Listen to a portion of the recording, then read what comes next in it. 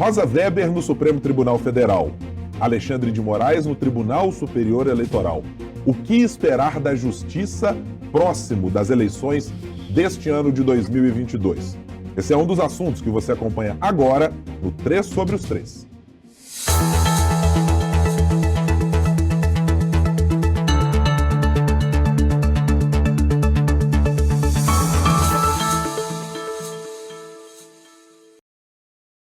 E para conversar conosco nesta quinta-feira, quando estamos fazendo a gravação do nosso podcast que trata dos 3 poderes da República, Executivo, Legislativo e Judiciário, como sempre, estão por aqui os meus companheiros de bancada e de boas não, ótimas conversas, nosso âncora do Super N, primeira edição, Rodrigo Freitas. Tudo bem, Rodrigo? Como vai? Tudo bem, Guilherme. Prazer estar com você mais uma vez. Eu estou dando spoiler hoje sobre a temática que a gente vai discutir, né?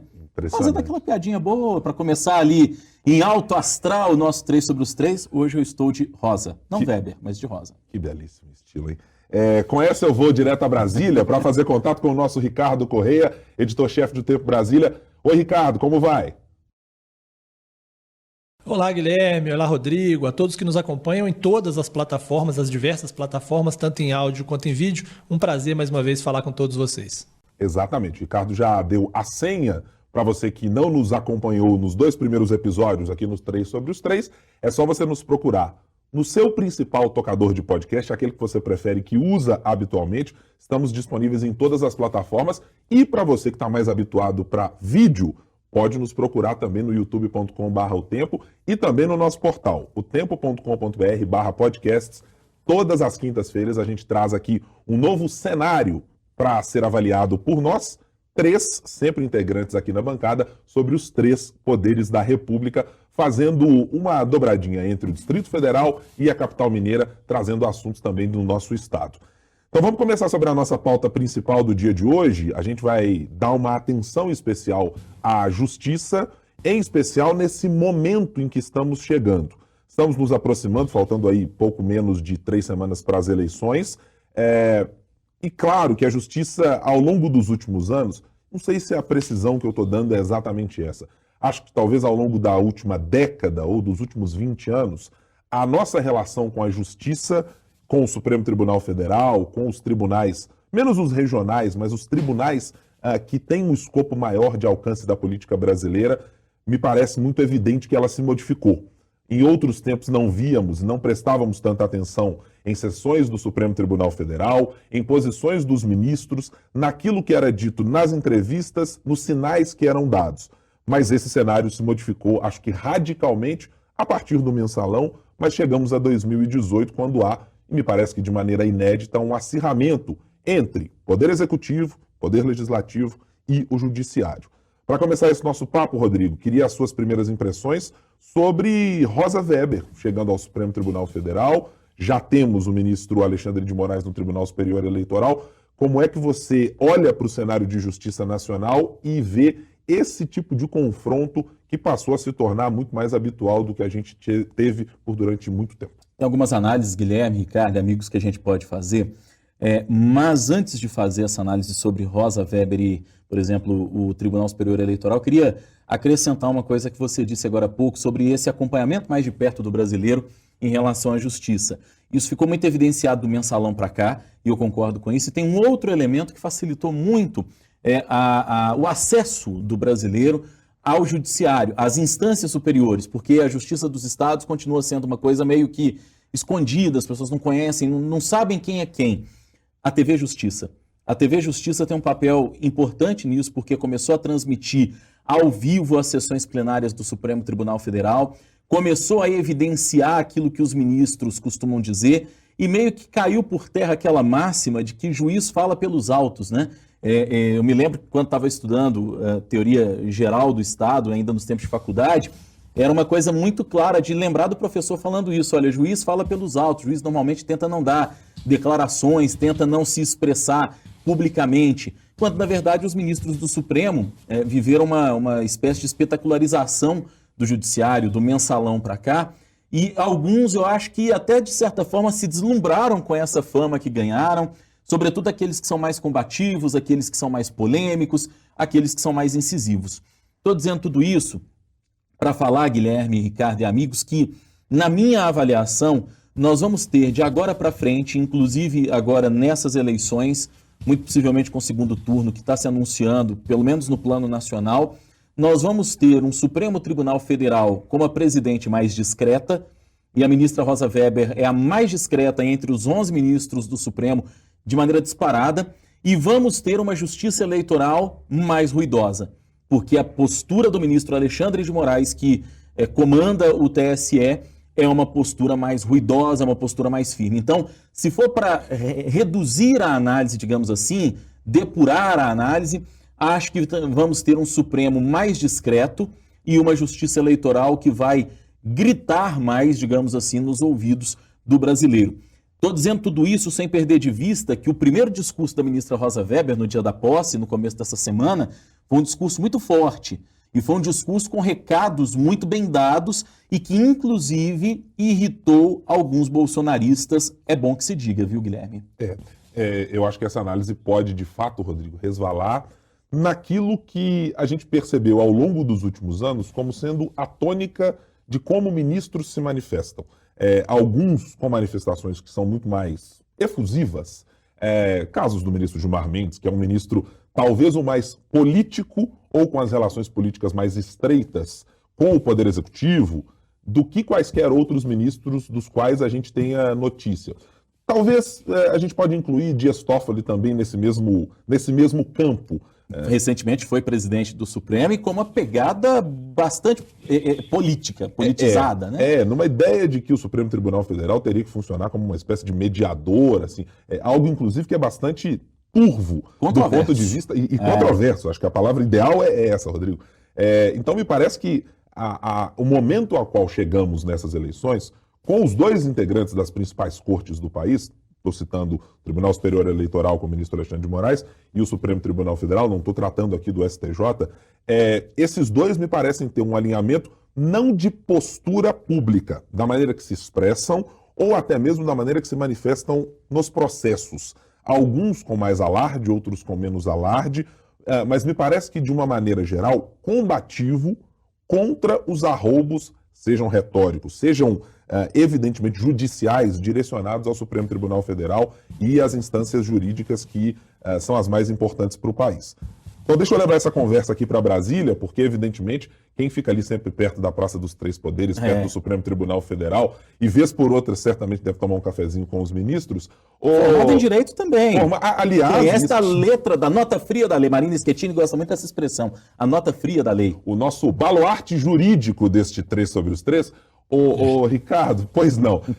Vamos à sua análise a respeito da chegada da ministra Rosa Weber neste momento em específico, em que estamos próximos das eleições, acho que com um nível de acirramento como nunca antes me recordo, com declarações tão repetidas em direção e em confronto com a Justiça Eleitoral, com a Justiça e o Supremo Tribunal Federal. O que você extrai desse momento de chegada da ministra ao cargo máximo do Supremo brasileiro?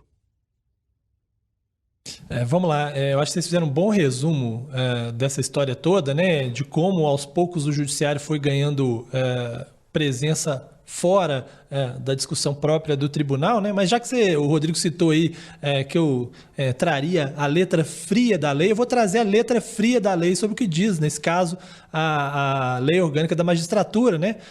Porque eles de fato continuam aí dando entrevistas, falando fora dos autos, mas isso não foi revogado, ou seja, o artigo 36 diz: é vedado ao magistrado manifestar-se por qualquer meio de comunicação opinião sobre processo pendente de julgamento, seu ou de outrem, ou juízo depreciativo sobre despachos, votos, sentenças de órgãos judiciais, ressalvada a crítica nos autos e em obras técnicas ou no exercício do magistério, né?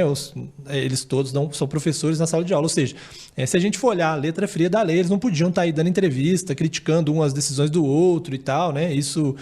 Mas isso fica um pouco afastado, justamente como o Rodrigo disse, pela questão da TV Justiça estar transmitindo os julgamentos, né? Porque como é que você não pode falar aos meios de comunicação sobre a decisão, mas você está transmitindo o julgamento num meio de comunicação, né? De certa forma, não faz muita diferença. né, na visão talvez de algum dos magistrados, né? E esse é um ponto. E aí, nesse caso específico, aí voltando à sua questão, a Rosa Weber ela tem uma postura mais discreta de fato, ela fala mais...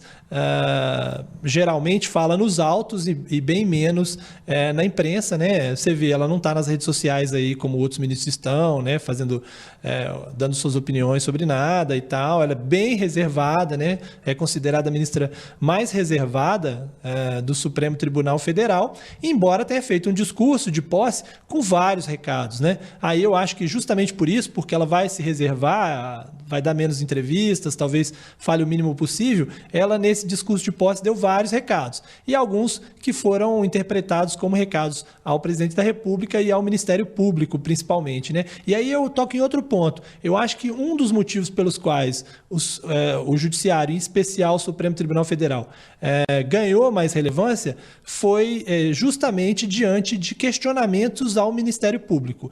Num primeiro momento, um punitivismo do Ministério Público, na visão de muitos, né? Sobretudo nos episódios da Lava Jato, fizeram com que o Supremo Tribunal Federal, no final, embora num primeiro momento concordasse com a maior parte das decisões do Ministério Público Federal, tivesse uma posição mais garantista, né, como se diz, inclusive anulando os casos lá do Lula, e num segundo momento, com o fato de o Ministério Público estar enxergando passivamente essas situações diante do governo Jair Bolsonaro, já que a gente tem um Procurador-Geral da República e uma Vice-Procuradora-Geral da República que têm intenções de virarem ministros do Supremo Tribunal Federal e contam com o presidente Jair Bolsonaro para falar disso.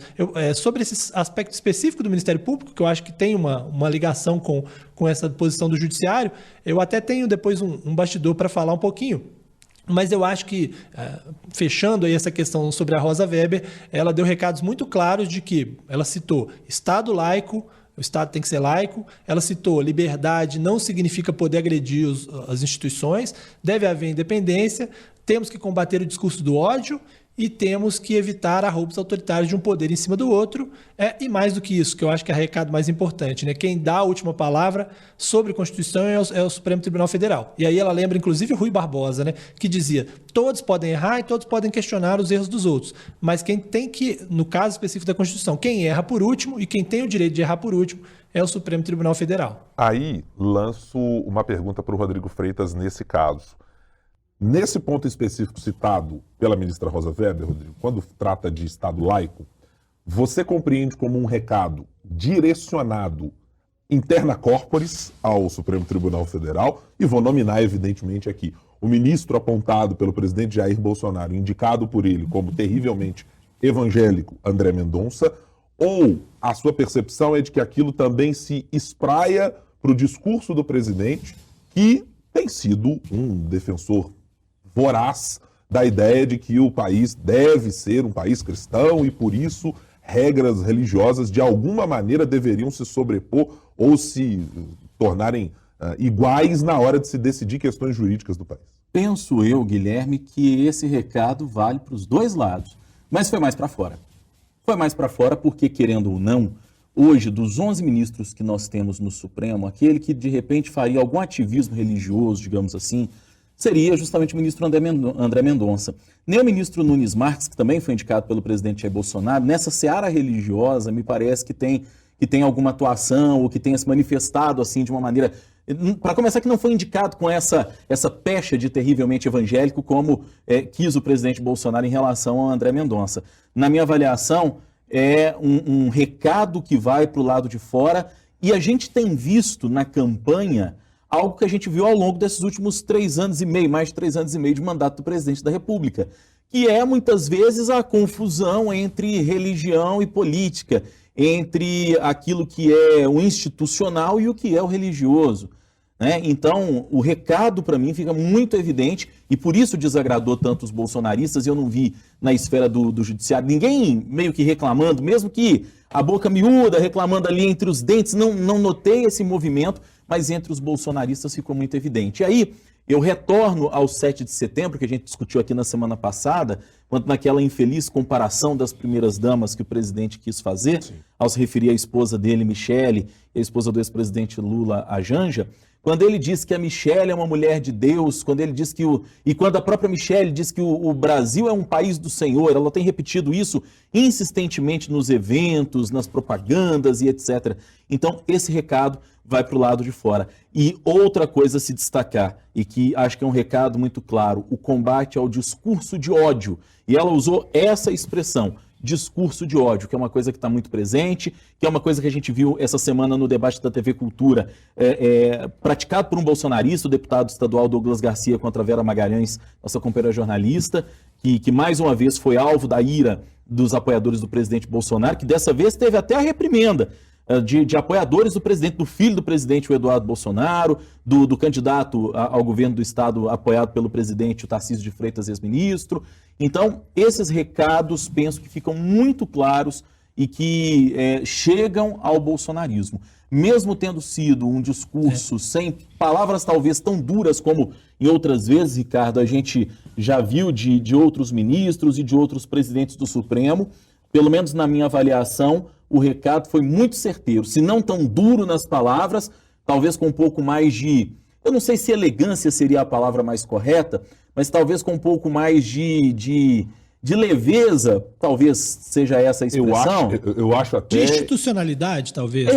Isso. Isso. E convenhamos, aqui eu não sou um especialista, evidentemente, na cobertura do Supremo Tribunal Federal, mas acho que do ponto de vista, inclusive, daquilo que a gente ouve de especialistas, de juristas, até com um pouco mais de qualidade na formulação do argumento jurídico a ser defendido, a ministra Rosa Weber pode ser questionada, e qualquer ministro pode ser questionado pelas suas decisões, evidentemente, elas devem ser respeitadas, mas acho que do ponto de vista de robustez jurídica e de qualidade como ministra para embasar suas decisões, a ministra Rosa Weber está num excelente lugar quando a gente olha para o Supremo Tribunal Federal. Ela é uma ministra como que vem do judiciário. Que vem do judiciário. O histórico dela é de juíza.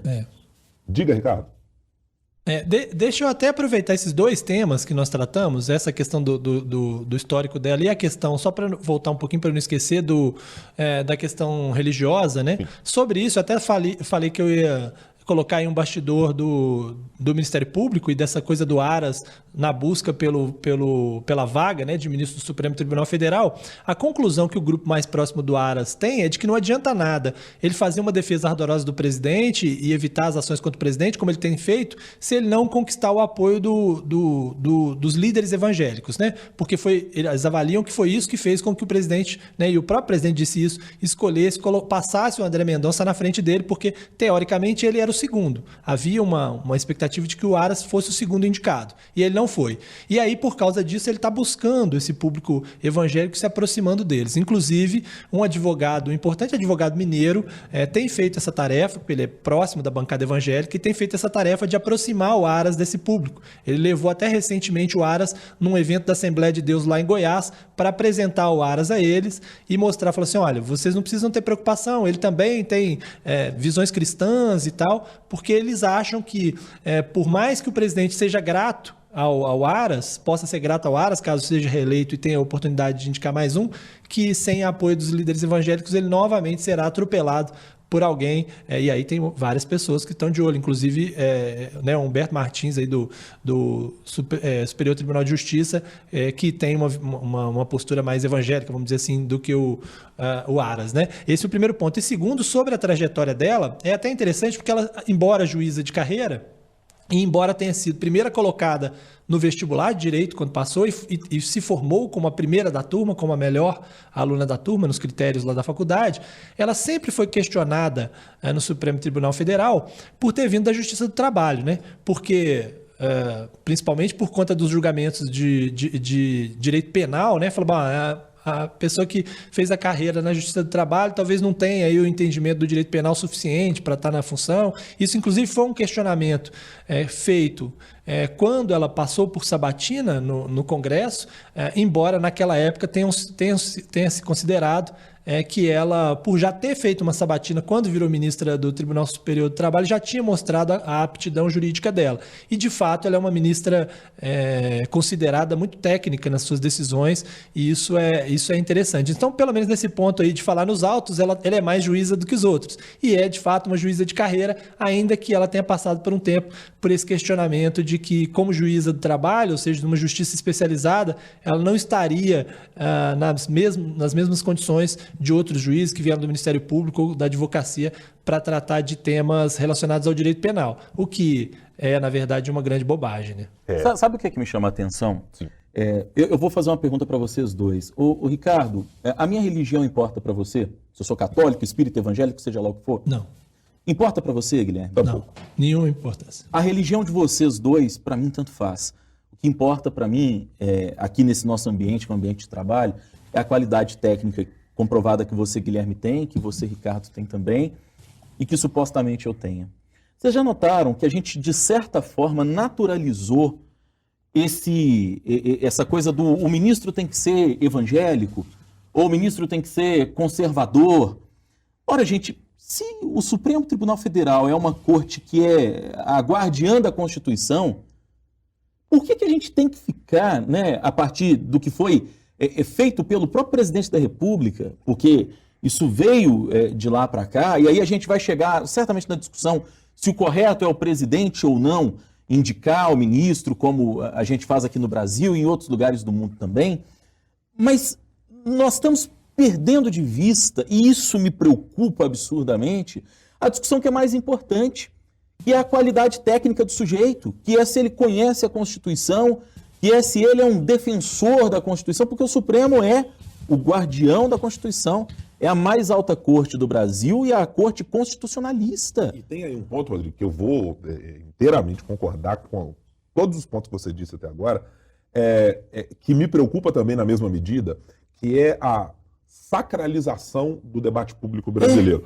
Para além da justiça brasileira, e acho que isso me preocupa sobremaneira na justiça, porque é o espaço em que se pretende que a racionalidade e que o peso de pontos de vista A ou B, de provas materiais e de uma avaliação distanciada das coisas, e deve ser distanciada da religião, deve ser distanciada das crenças, deve ser distanciada de uma série de fatores para que o juiz tenha a sapiência, a sabedoria de, ao juridicamente julgar algo, levar em conta questões que não estão relacionadas às suas crenças pessoais, mas um entendimento de que o respeito às minorias, de que religiões de maior ou menor quantidade de pessoas estejam lá.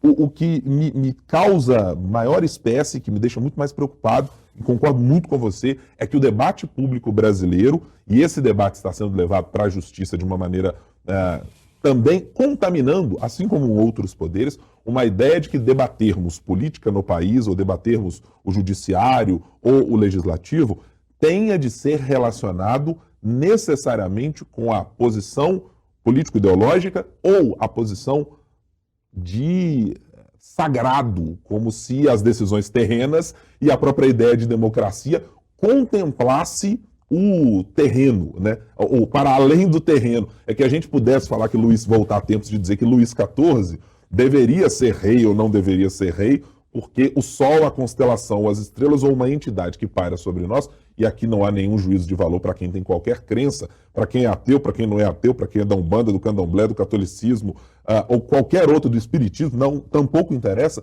mas o debate público, de escolha de políticas públicas, de respeito a decisões, de respeito à Constituição, ser levado para este campo, me parece muito preocupante, porque ele pode, em última medida, anular o debate. Quer dizer, eu não acredito num argumento da terra, ou não acredito num argumento que está na nossa Constituição, simplesmente porque acredito numa religião diferente, ou porque acredito num sagrado que, em última instância, poderia, inclusive... dizer agora... assim, diga, Ricardo.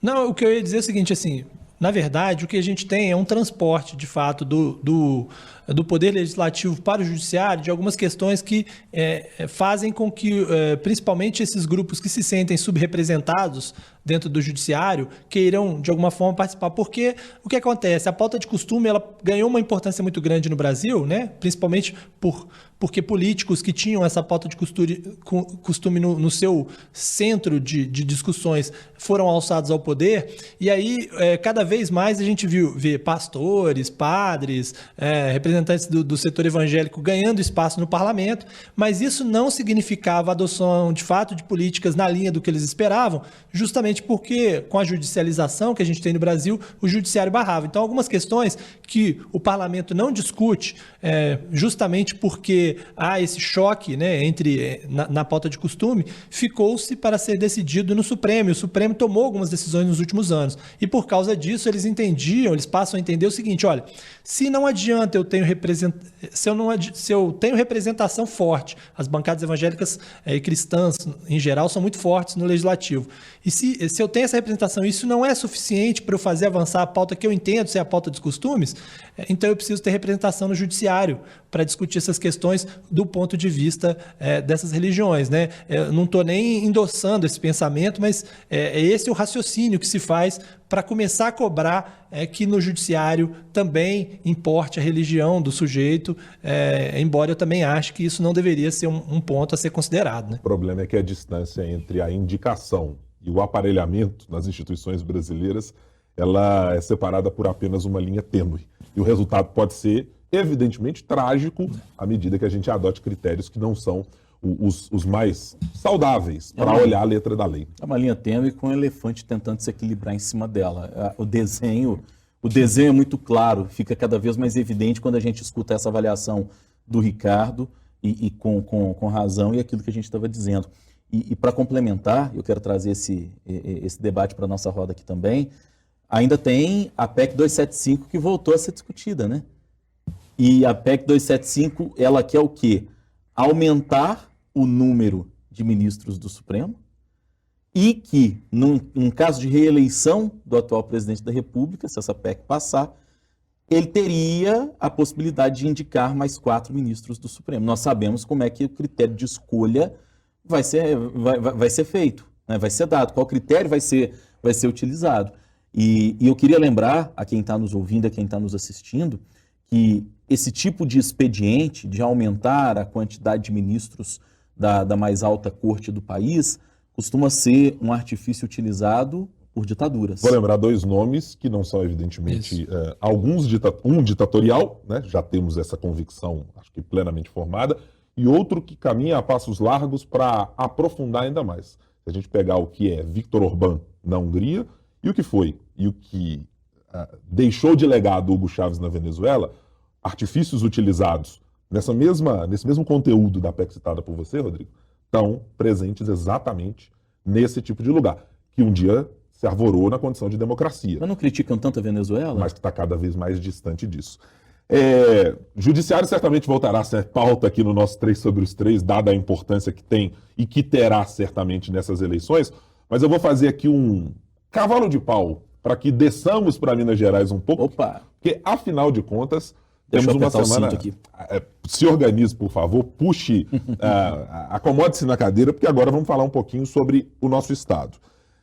Rodrigo, temos pesquisas data-tempo dessa semana indicando movimentos importantes.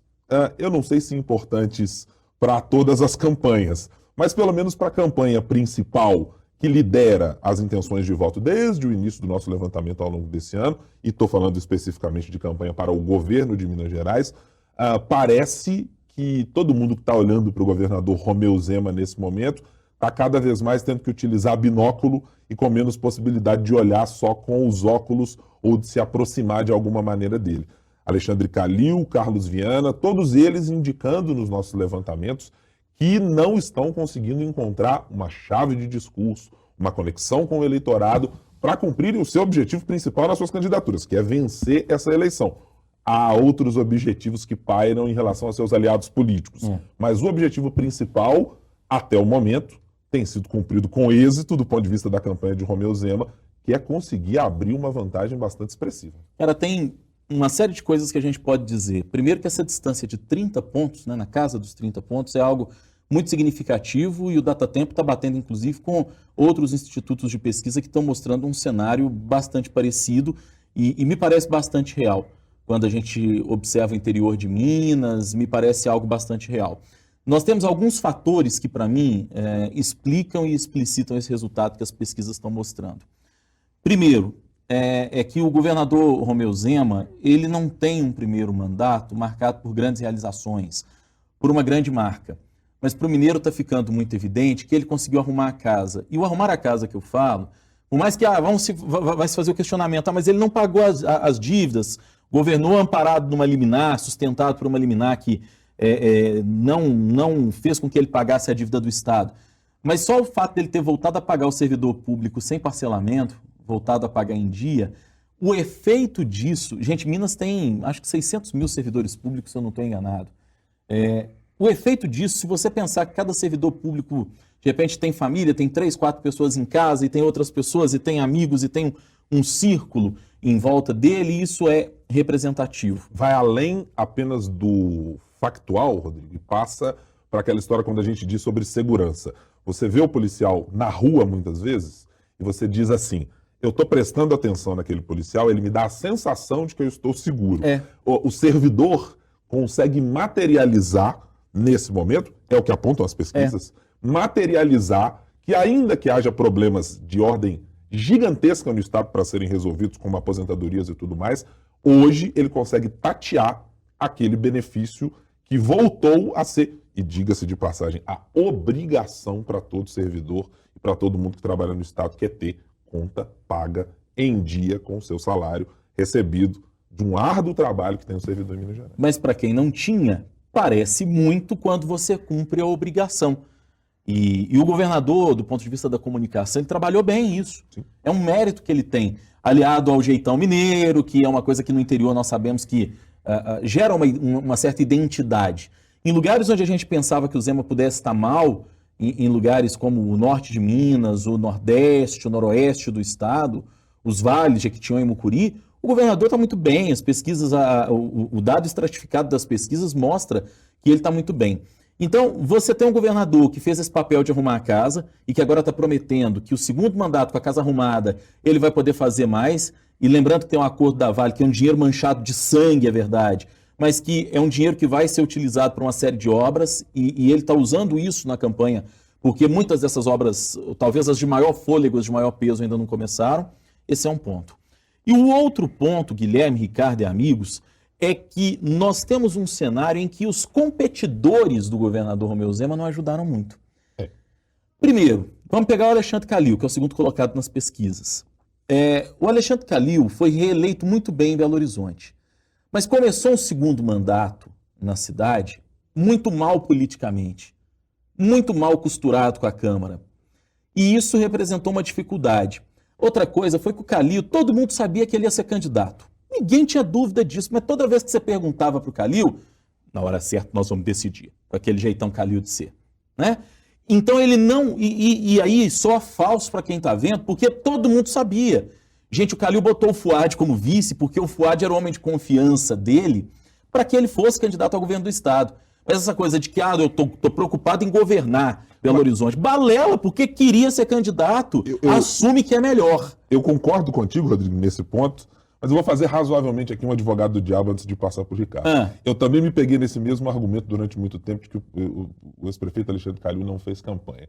Mas eu fiquei pensando no seguinte, quem faria campanha com Alexandre Calil no interior? Vejamos, ele não estava até então aliado com o PT, não tinha a menor noção, porque, convenhamos, fez a sua campanha de 2016 e as campanhas que fez até hoje, sentado de casa num formato de campanha muito diferente do formato de rua. Nem fez campanha. Nem sequer fez campanha. Mal saiu da rua, mal saiu de casa. Tampouco conta com o apoio do PSD, de parlamentares que são, na sua maioria, zemistas.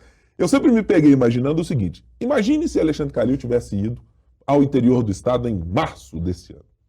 Quem estaria próximo de Alexandre Calil? E aqui não digo que acho que ele deveria ter ficado da mesma maneira que esteve, não. As pesquisas estão mostrando que talvez tivesse aprofundado um pouco mais. Viagens, conhecimento pelo interior, talvez algo pudesse ser diferente do retrato de momento da nossa Datatempo. mas me parece também que não havia muita opção não, viu? Assim, Faz sentido. olhando por quem ajuda a fazer campanha no interior, não sei se ele teria muita opção não. E o Calil tem aversão à atividade política propriamente dita, a essa coisa do diálogo, porque um prefeito de Belo Horizonte, bem avaliado, reeleito como foi, é um candidato natural competitivo. Em tese, Mas a sim, aversão é verdade. dele, o Calil não gosta, né? Ele chama isso de conchavo, sei lá, de qualquer coisa que tem um sentido pejorativo, quando na verdade não tem. O cara precisa se articular para poder fazer isso. Sola de sapato, Sola de articulação, sapato. conversa com dirigente de partido. E ele não gosta de fazer, e ele continua sem fazer, porque até hoje, quando você pergunta para ele sobre a situação dos deputados federais do PSD, que não o apoiam, isso é muito evidente, Guilherme, ele continua assim, eu não preciso de deputado. Ele não fala mais com essas palavras, mas o gestual e a retórica dele entregam isso. Entregam isso. E só para encerrar aqui, aí eu vou pegar o Viana, que é o representante do Bolsonaro oficialmente aqui em Minas Gerais, é um caso parecido. É uma candidatura do improviso, que também não tem apoio nem dentro do próprio partido, uma candidatura que foi lançada apenas para que o presidente tivesse efetivamente um palanque aqui em Minas Gerais, e aí o resultado é esse que a gente está vendo. Então, nós temos aí um combo que, de certa maneira, coloca o governador como se ele estivesse jogando sozinho. Em geral é isso. Ô Ricardo, do que você compartilha dessa nossa percepção, algum ponto que te chama a atenção e de alguma maneira é surpreendente, tanto o desempenho do candidato Romeu Zema, quanto o de Alexandre Calil, quanto de Carlos Viana também, contando com o apoio do presidente da República, viagens seguidas a Minas Gerais. O que te chama a atenção dessa pesquisa Data-Tempo que a gente traz nessa semana? No geral, vocês já alinharam o que tem de mais importante nessa história aí. Eu só ponderaria o seguinte, no caso do Viana, por exemplo, ele não teve um apoio explícito do presidente, ele se coloca do lado do presidente o tempo inteiro, como outros candidatos também se colocam em vários cargos que disputam, mas você não tem o presidente dizendo eu voto em Carlos Viana, né? E eu acho que isso é representativo para o eleitorado do Bolsonaro, que é um eleitorado muito engajado e que está bem acompanhando. Eles não ouvem o Viana, eles ouvem o presidente. E se o presidente não disse vote Carlos Viana, não interessa o Viana dizer Bolsonaro me apoia, que isso não vale, isso não conta, né? Então acho que esse é um ponto que eu acho que se o presidente Jair Bolsonaro quisesse, e ele não quer porque ele tem o interesse do apoio do Zema no segundo turno, se ele quisesse de fato fazer o Viana ter mais do que 3%, o Viana teria mais de 3%, como o Bruno Engler teve 10%, por exemplo, na disputa em Belo Horizonte, né? O Viana poderia estar, em vez de 3, estar com 12, 13, e isso forçaria provavelmente um segundo turno, porque ele tiraria esses votos do Zema. Então o Zema conta com essa facilidade. E no caso específico do Calil, primeiro, ele contou muito que o jeito dele é que ganhou a eleição de 2016 e depois a eleição de 2020. E que isso seria suficiente para ele chegar nas pessoas que não o conheciam ainda no Estado e essas pessoas passassem a prestar atenção nele e imediatamente se identificassem com ele, né? O governador também tem um jeito meio assim, embora eles sejam diferentes como personalidade, também tem um jeito assim mais informal e tal, que compensa um pouco isso. Segundo, ele achou que a pandemia seria tema na campanha. E a pandemia não é um tema na campanha, né? Até me surpreende que não seja, porque diante de tudo que vivemos no Brasil, a discussão da pandemia deveria ser um dos temas centrais. E ele achava que, como a avaliação dele foi boa na pandemia, que isso seria suficiente para que ele equilibrasse o jogo, né? Esse é um segundo ponto. E terceiro, e aí já no momento em que ele não tinha muita escolha porque ele estava vendo das dificuldades que ele teria, ele achou que a transferência de votos aconteceria naturalmente em Minas. E se a gente olha o histórico, isso não acontece em Minas Gerais. Essa transferência de votos não existe, né? Historicamente ela não existe. As pessoas vão falar, mas em 2014 a Dilma ganhou e o Pimentel ganhou. Naquele caso específico, o Pimentel talvez ganhasse até com mais facilidade, não fosse a ex-presidente Dilma. Então, assim, essa transferência não existe, ela não acontece.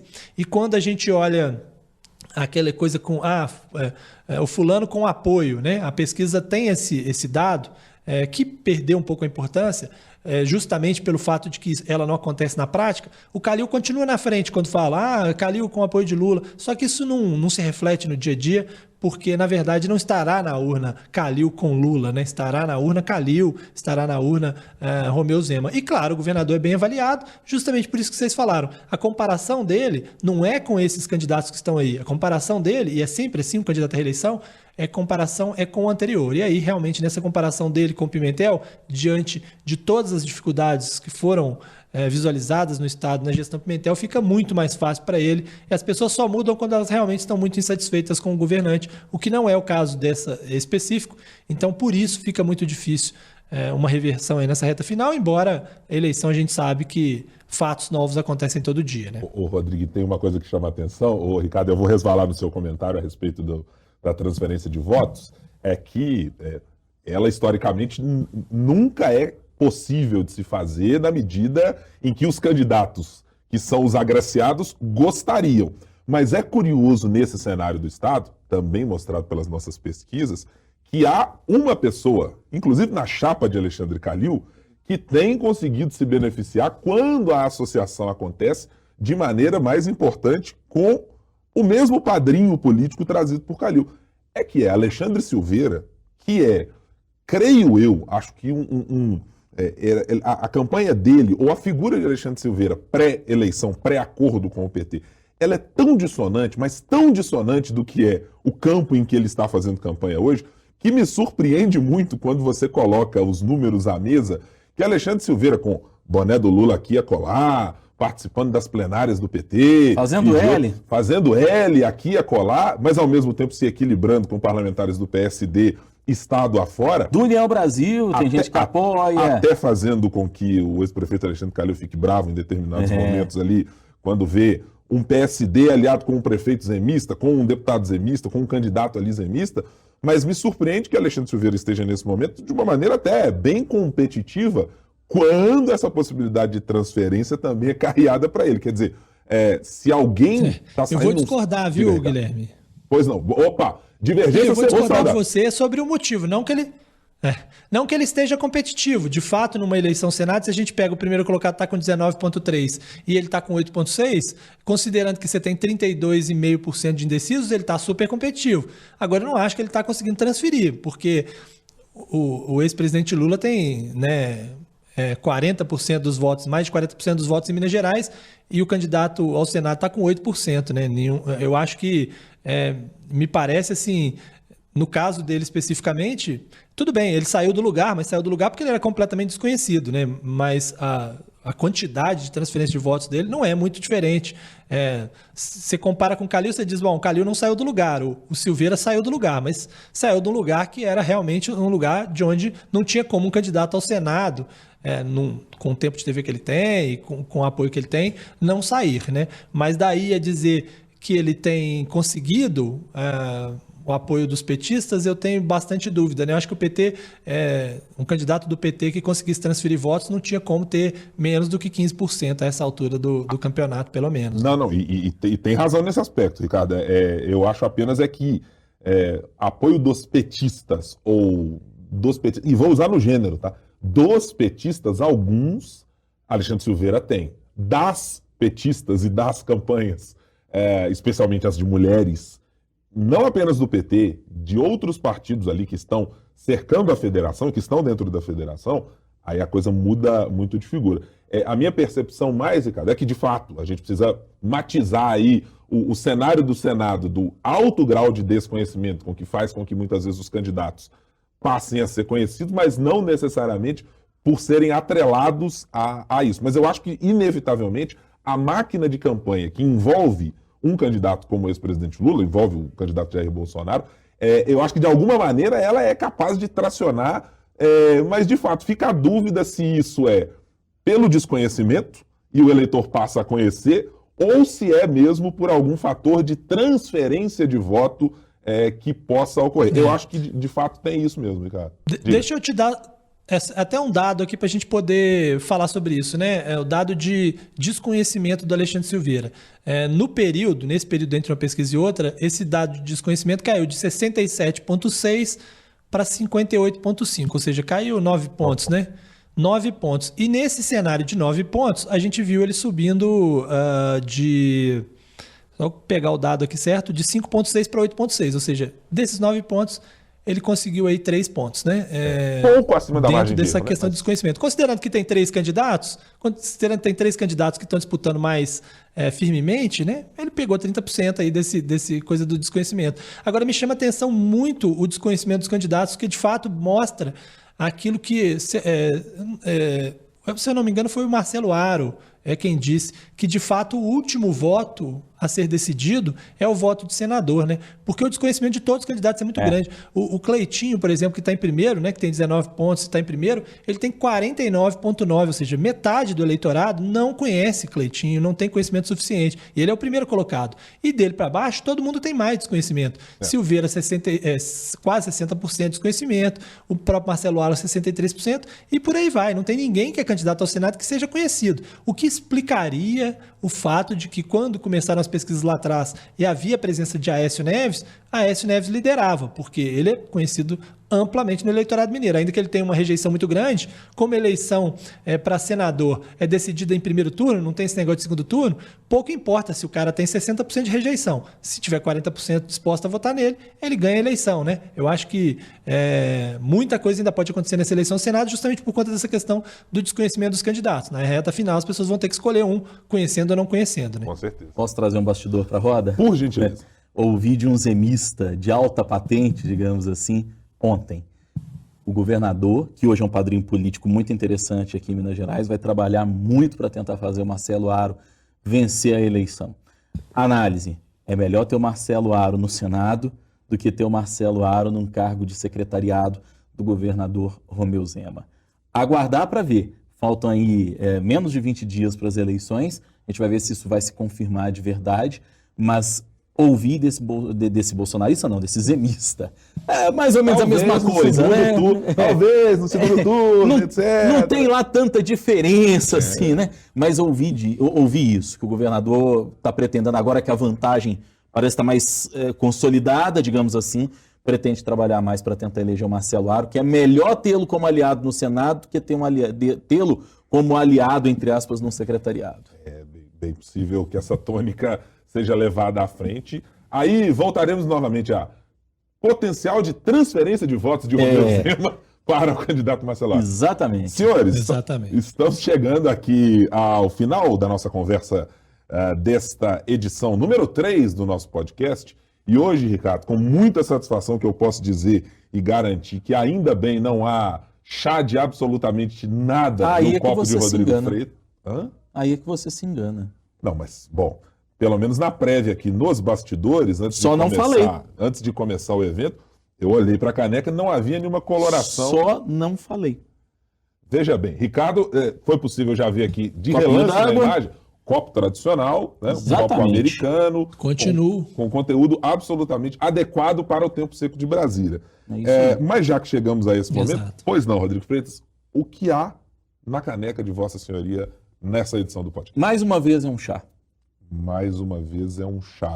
Me disseram assim: Rodrigo, você está nervoso, você não gosta quando as pessoas rompem acordo, das pessoas faltam a compromissos que fizeram com você. Falaram isso hoje na redação. Isso, não, você e o Ricardo, mas tem quem faça isso.